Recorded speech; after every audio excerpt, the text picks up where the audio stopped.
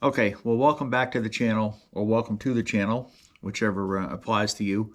Today we're going to be doing something a little bit different. I'm going to be setting up and installing this head unit.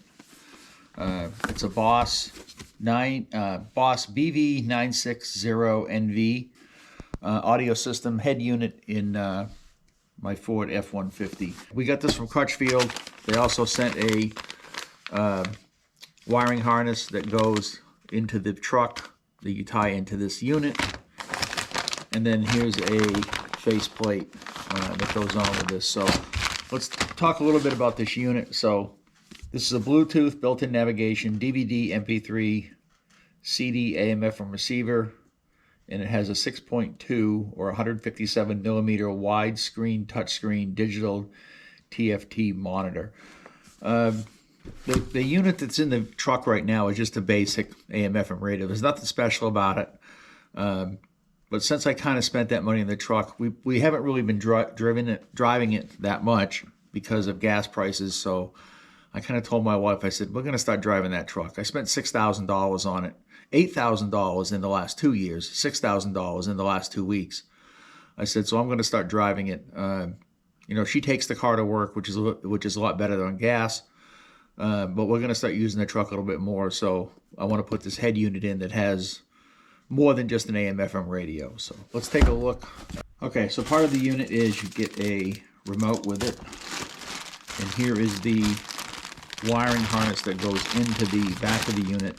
This one here actually connects to the truck wiring harness, so we'll have to solder some wires. There's a GPS antenna in here, and the unit itself, this will come out.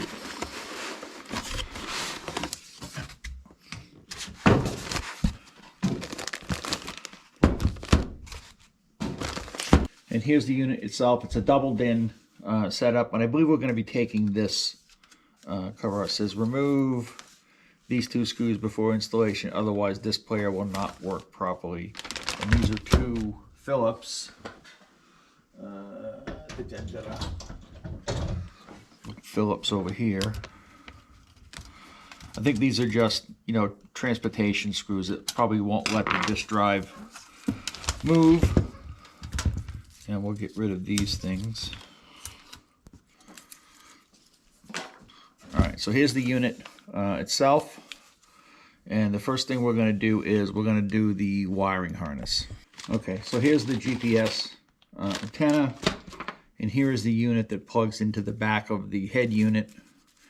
And you've got front camera power, which we don't have a camera on the truck. I didn't get the camera option. I probably should have. I probably will later on, but I didn't get one this time. Front right, left right, accessory, switch. Everything is kind of color coded. So if we go with the... and when you order from Crutchfield, you get the installation kit kind of free.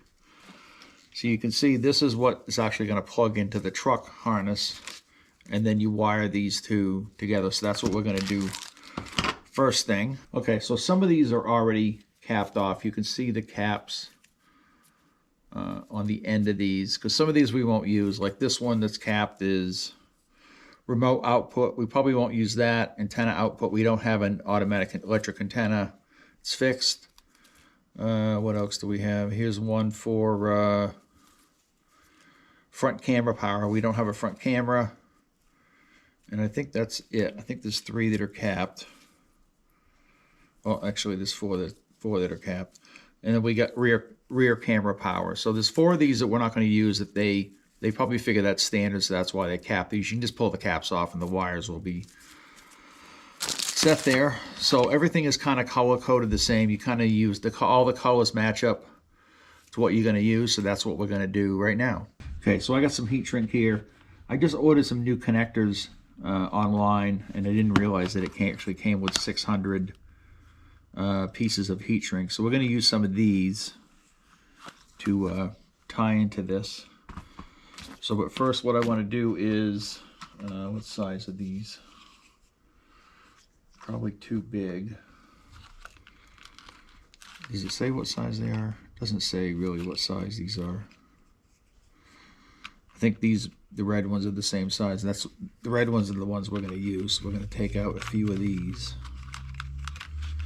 I would have liked some smaller ones, but I don't really think I need them all that big.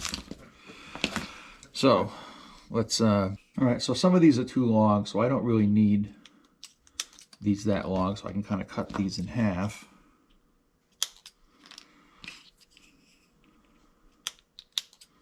And we'll see how many we've got after we get done with this. So we've got let me see, this is green with a black stripe, which is positive, right, left, positive. So we want to put, let me see, I'm going to put it on this side, I think.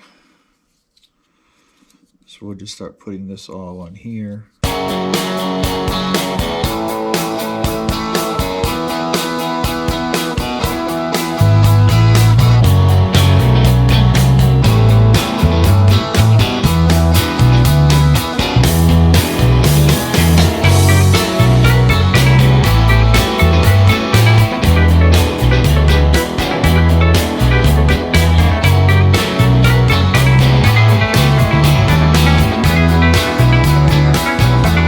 So I think we've got everything here.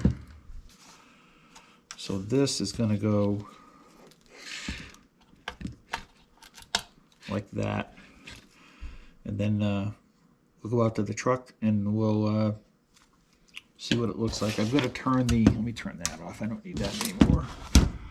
Where's the antenna? All right, so here's the antenna that we've got to do.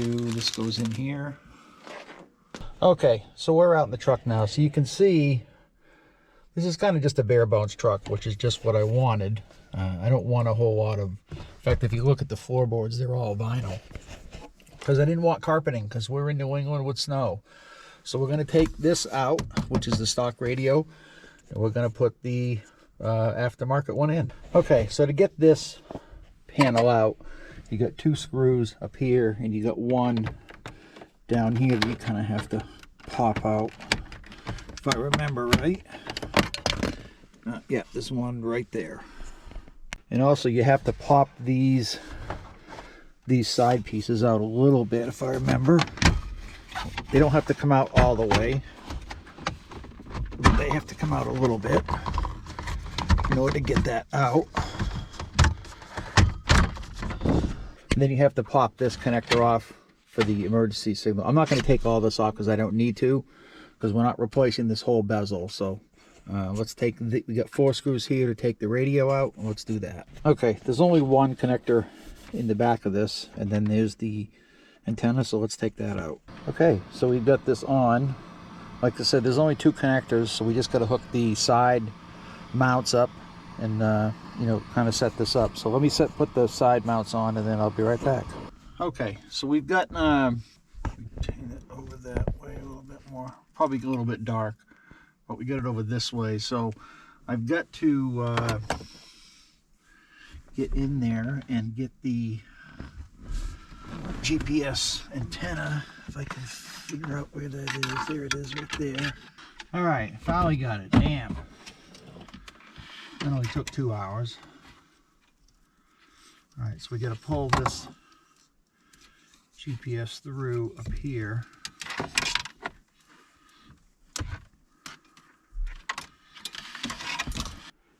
All right, let's see how this thing works now, if it does. Boss Audio System Elite.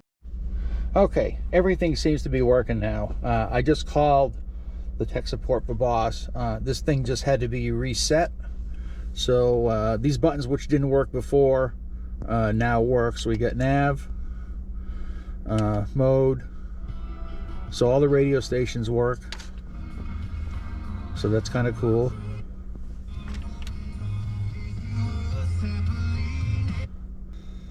But there we go with that. Does this remote work? I think it does. Hopefully it does. No, it says invalid. All right, so let's eject it. All right, so it's ejecting, so it works fine. So everything seems to be working fine on this now. Let me shut this off because I got to reconnect to my phone. Okay, so we got the dash all back together. Unit looks pretty good in there. So when I called them, I just had to reset it. There's a you know, like a little thing on the back for a paper clip, and you reset it, and everything seems to be working fine. Like I said, the mode button, no USB, nav is working. Let's see, go to address. Where do we want to go? What town? Get out of this. We'll exit. Yes. Cool. Tuna works. Decide that's going to hamstring that team for years to come. I don't think it's the right move for them. What do I want? 98.